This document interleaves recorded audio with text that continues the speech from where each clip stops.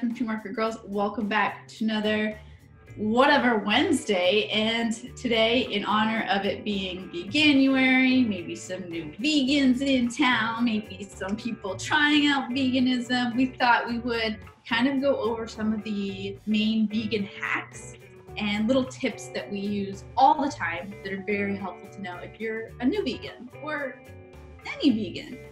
And like the first one, just so you know, is wear a toque. Like, yes. That makes you a better vegan. Apparently it does.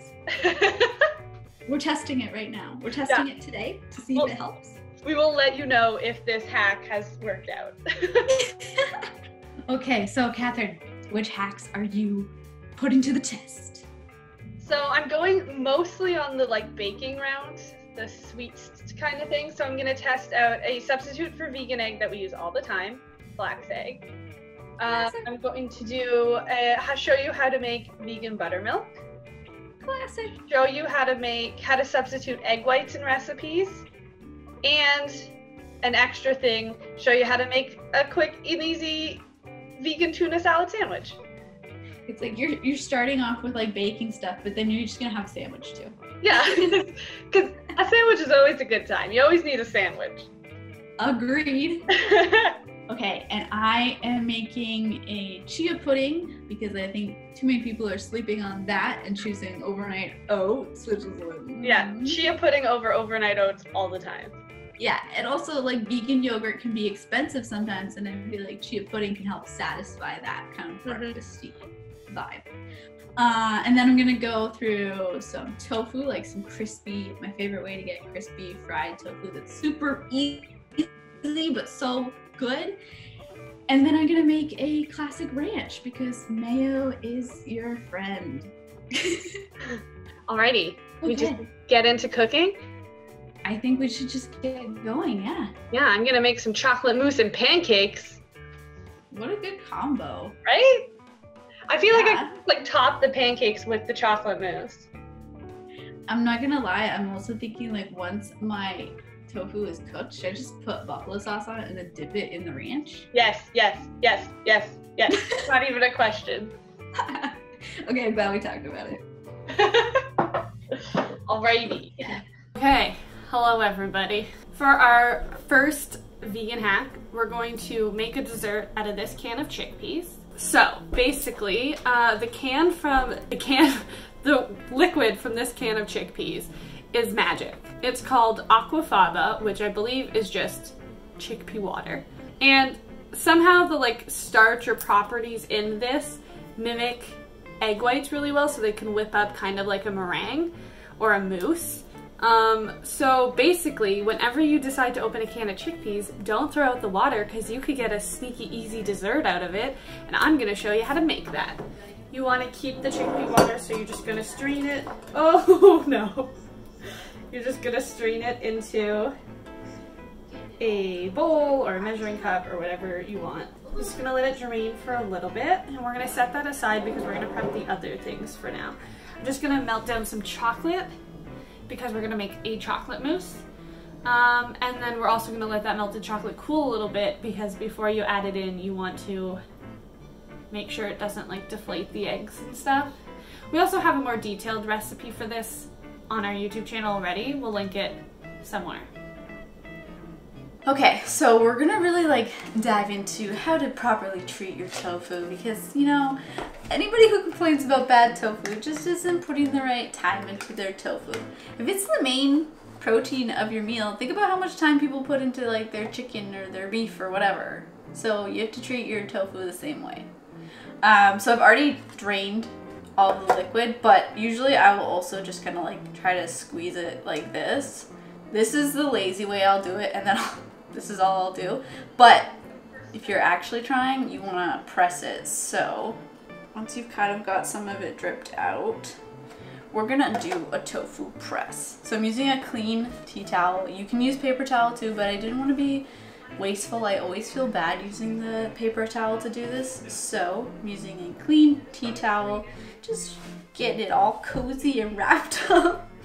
You know, treat your tofu right. So it's good in there. And then we're gonna get something heavy to press it down for like, I don't know, 5 to 10 minutes, whatever your time allows. A little bit of pressing is always better than no pressing, so don't feel pressure to like do it for a long time. Okay, all the vegan cookbooks coming to the press SKU. Get it? Press SKU, rescue, press SKU. I should go. So I'm just gonna leave it like this so my tofu can get all that excess liquid out of it. I'm not actually doing this the way the way I have told everybody to do it. I'm just gonna melt chocolate in the microwave. Wow, so much time has passed that now we can take the cookbooks off, and I mean the tea towel is pretty wet, so I feel like we got enough of the excess liquid out of the tofu. Next, we need to address how you chop your tofu. A lot of people will just cube it, but recently, like last year, Catherine tore the tofu for one of our recipes and I've never gone back. It's just so much better. I just feel like the texture is just so much more interesting, and it'll get crispy in less of a uniform way and more of a way that you might be familiar with from previous foods. So I just will like rip it into pieces, into chunks. It doesn't have to be perfect. You might want them close to the same size, but honestly, it's a free-for-all. Oh my gosh, I already am so excited about this because I'm thinking about buffalo sauce. Whoops, that's not what we're here for. Put on an apron because I realized I'm wearing a white shirt and this is dangerous. Definite grace. I feel like I'm on a cooking show with the angle that I set up for my phone. It's great. Got like, you can actually see the microwave, you can see my board, like it's great. There's the torn tofu. Look at rustic. Okay, now the other thing people are sleeping on is coating their tofu in cornstarch and then just pan frying it in a little bit of oil. It's so simple, but honestly, it tastes way similar to the kind of crispy tofu I would get at restaurants, and I was always like, what's their secret? Why is it so good and crispy? And this is it. So my chocolate's melted, I've got my chickpea water draining, and I literally forgot how to make this recipe entirely. So I need to get my stand mixer out now, I've learned.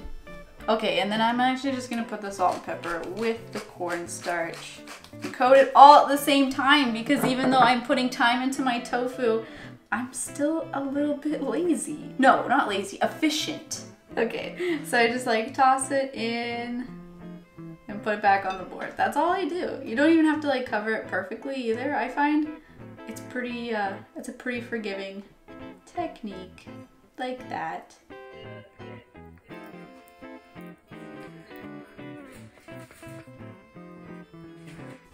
Done. Now we gotta go fry it up, and that is it. Oh, cornstarch everywhere. I swear this is a good technique. I'm going to take my aquafaba and put it into my stand mixer and basically just beat it, like whisk it, for a long time until you get soft peaks, which is kind of like when you're like doing whipped cream or meringue. When you pull out the whisk, it forms a peak, but then it collapses right away. That's what we're looking for. We're just going to add this in. Also, don't worry about it tasting like chickpeas. It surprisingly doesn't. If you put enough sugar and chocolate in there, you don't even know this came from a bean. Now we're just gonna whisk it. Can you do the whisk dance? Devin's getting in on it too. Oh, this is the whisk dance? So that's where it is right now. We're still gonna whip it. Oh.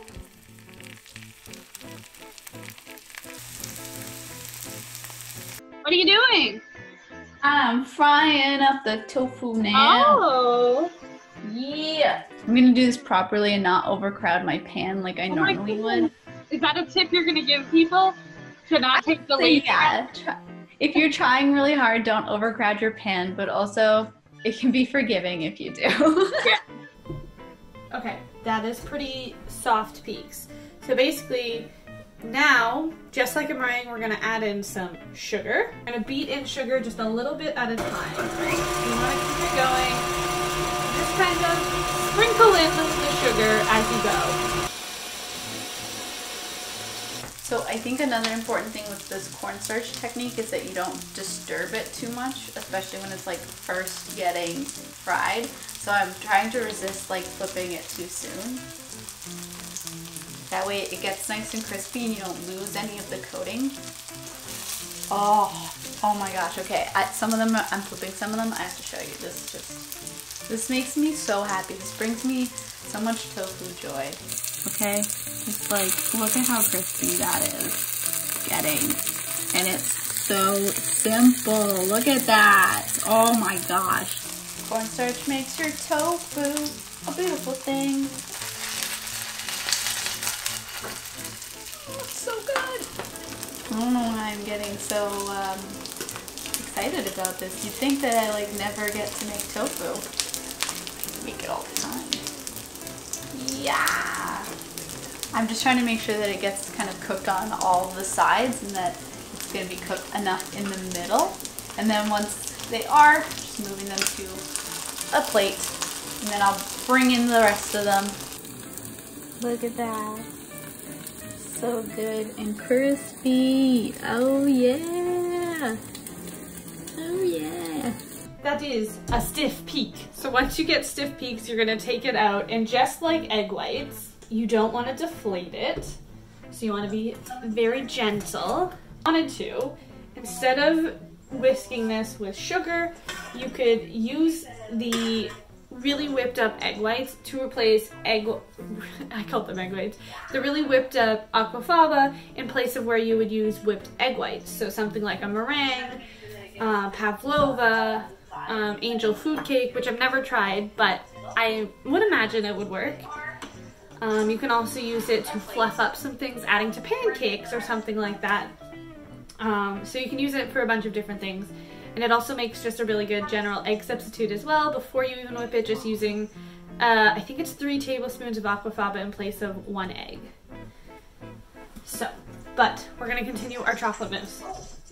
So now that we have our whipped aquafaba, that's the whipped aquafaba, you want those stiff peaks, which like, it's kind of collapsed already, but that's okay. You've got you're going to drizzle in the chocolate. The reason why you make it first is because you want it to be slightly cooled before you add it in so that it doesn't deflate anything. Drizzle in the chocolate, and you're just gonna gently fold it. Gotta be so gentle. So gentle. Got that all stirred in. Then we're going to sprinkle in some baking powder. It's not a lot. Just want to sprinkle that in. So you're just going to add it into whatever glasses you want to serve it in. And it sets in the fridge for a time. I don't know, 30 minutes to an hour. Wow, it looks so good! Thank you. I just ate a small piece of tofu and I'm so excited to put buffalo sauce on it. I have no words. So once you have all these in your glasses, you just set it in the fridge until it's set. Okay, so now that all of my tofu is cooked, I'm going to add it all back into the pan, and I'm just gonna quickly, while it's overheat, pour over the buffalo sauce. This next part is just kind of for me, but buffalo sauce was accidentally vegan, so at least in Canada. So I like to coat a lot of like, any kind of chicken thing I will coat in a buffalo sauce because I just really like it. So that's what we're gonna do. Oh yeah! Oh my gosh, it looks amazing. Look at that. Just like, I'm so happy. I'm so happy. So next what I'm going to do is switch over to the chickpeas because I have them out already, so I may as well continue them. I'm gonna just show you how to make a really quick and easy sandwich filling. Since we've opened our can of chickpeas for the aquafaba anyways, here's what you can do with chickpeas for a quick and easy, delicious lunch.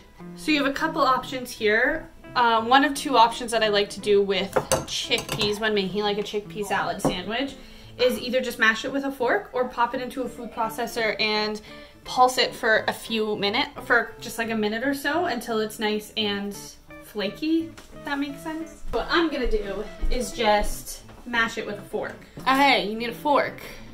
You need to mash the chickpeas.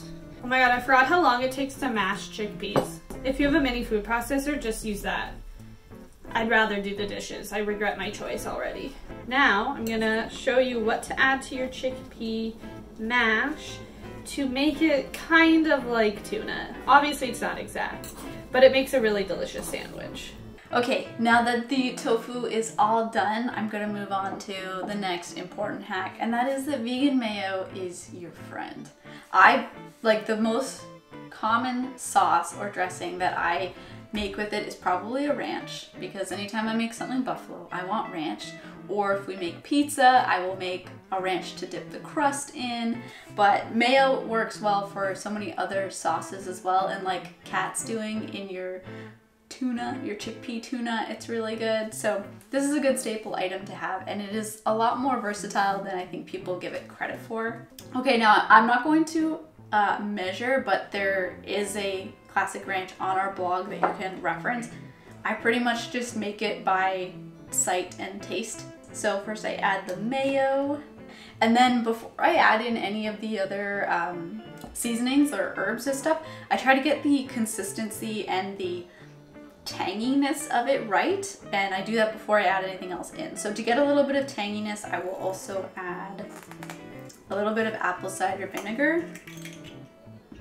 Just a little bit to start, but then you can always add more if it's not like getting the tanginess that you want. Depends on how you like your ranch. And then some lemon juice. And then to really liquefy it, a little bit of non-dairy milk. I'm using soy because it's the non-dairy milk of choice for cooking and baking.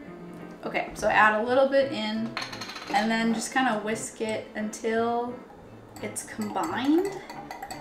And the biggest part of this step is just getting like the liquid amount so that it's as runny as you want it to be. So it's still like a mayo consistency, but it doesn't have, it's not quite as thick. So it's just like a smoothness to it. And it will depend what you're using it for. Sometimes I will make it more liquidy than this, but let's try it. I'm into it. I want to add the seasonings now. So to make a nice chickpea tuna filling for your sandwich, basically I got a few key things that I like to put in. So I like to put in garlic powder, but for some reason I can't find my garlic powder. But yeah, so I'm going to add in some onion powder. You can also alternatively just add in some diced red onion or something like that. That would be delicious. Now we're going to add in some smoked paprika. We're going to add some pepper, salt. Also, always salt your food, please. Salt is so important to flavor. So those are the spices. We're just gonna mix those in so they're all coating the chickpea mash.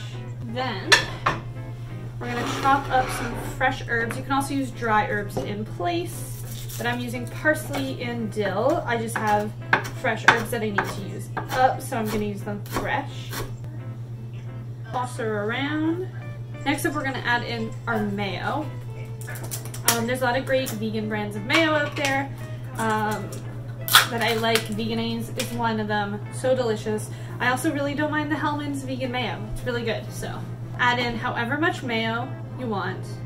Alternatively, if you don't have access to vegan mayo, I believe there are recipes. I've never tried one, but there are recipes that you can make an aquafaba based mayo. So there's another use for the chickpea water. So you could use the whole can in the single recipe if you wanted to. I am someone who likes lots of mayo in my chickpea tuna. So I've got that all kind of mixed in. And then the last few additions are just kind of added flavor things. So nori is a great way to add like a seafoody type flavor. So if you're trying to make like our mushroom calamari on our blog involves nori in the recipe because we want it to be very fishy. We've got our nori chopped up and that's gonna go straight in there. This is gonna give it a nice fishy flavor along with the Old Bay. The Old Bay is a seasoning that commonly goes on like chicken and seafood. So it kind of gives it that kind of seafoody flavor just kind of out of association. Now I will say your ranch will always be better if you have fresh herbs, but honestly that's not always the case in my, oh, there's mayo everywhere. Having fresh herbs is not always the case in my house, so it's okay, you just use the dried stuff. So it's dill, onion powder, garlic powder, and a little bit of parsley. I want parsley. And then just whisking it all together, and it already looks so good. Oh yeah, ranchy ranch. Last but not least, optional, I just really like to add in like my normal add-ins for what I used to put in tuna sandwiches, which is celery and pickles. So you just want small dices of whatever your add-ins are. So you could also add in red onion, which is great. Some people I've seen add in red pepper. Just gonna add in my celery. Pickles go in. And that's pretty much a nice, easy chickpea tuna. It's great for wraps or sandwiches or crackers. Anything you would normally use like a tuna for. Oh my god, I forgot how good chickpea tuna is. Full disclaimer, it does not taste like tuna. I was a big tuna lover growing up. This is not what it tasted like. But it tastes delicious and it still hits that spot that you want. So good. Oh my goodness. Oh my goodness. So good. I love it so much. Look at this. Ooh, that looks delicious. They look like little tofu nuggets. Yeah! What a great like main. Wow, that was so easy. Wow! Wow!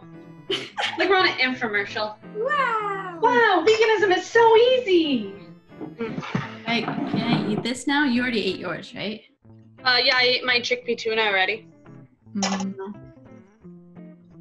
Oh my god, it's so good. I want that so badly. I don't know what else to say other than this is amazing and I love it. That's all you need to say, Devin. Okay. Moving on to the last two baking hacks, which are probably my favorite vegan hacks ever. Basically how you make how you substitute eggs in baking and how you do a vegan buttermilk for when you want really fluffy things like pancakes. There are a number of different ways you can substitute eggs in baking, and if it's egg whites, you want to do the aquafaba method. But if it's something for like cookies or pancakes or something like that, you can substitute ground flax seeds and water for an egg. So to make one egg in baking, you want a tablespoon of ground flax seed. And ground flax seed is actually not too expensive, so it's nice. You can also do this with chia seeds as well. So you want a tablespoon of ground flax seeds, 3 tablespoons of lukewarm water. Basically just mix the two of them together. Then you let this set aside for about 5 minutes. It's gonna get nice and gelatinous and kind of very egg-like. Next up, we're going to make a buttermilk, because to make our like fluffy vegan pancakes, we require a buttermilk in there as well. So to make vegan buttermilk, you take a non-dairy milk. We like to use soy milk. You want to add in a little bit of acid to your milk. So we like to add apple cider vinegar. We're going to add in about a tablespoon of that and just let it sit and kind of curdle / thicken. And that's how you get a really nice vegan buttermilk.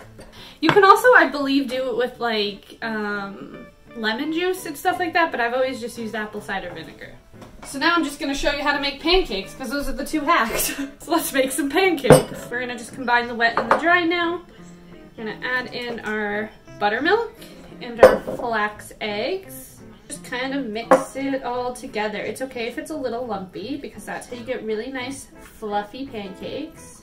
Okay, so now that I am done the crispy tofu and the ranch. My chia pudding is just in the fridge setting because it will take a couple hours for it to actually like solidify and the chia seeds to expand.